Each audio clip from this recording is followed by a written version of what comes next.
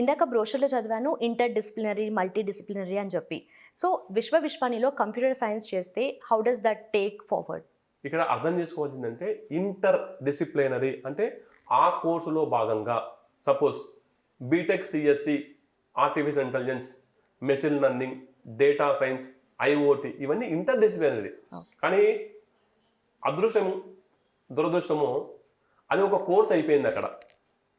కానీ Vishwani BS computer science కోర్సులో ఏంటి అంటే ఇందులో టెక్నికల్ ప్లస్ మేనేజరియల్లో ఫైనాన్స్, హెచ్ఆర్, మార్కెటింగ్ అలా మల్టీ డిసిప్లినరీ అనేటువంటి సబ్జెక్ట్స్ మనం ఇంట్రొడ్యూస్ చేశాం కాబట్టి ఇది techno managerial multidisciplinary course అవుతుంది.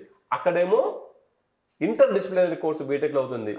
మల్టీ డిసిప్లినరీకి ఉన్న అడ్వాంటేజ్ ఇంటర్ డిసిప్లినరీకి ఉన్న అడ్వాంటేజ్ చాలా డిఫరెంట్గా ఉంటుంది.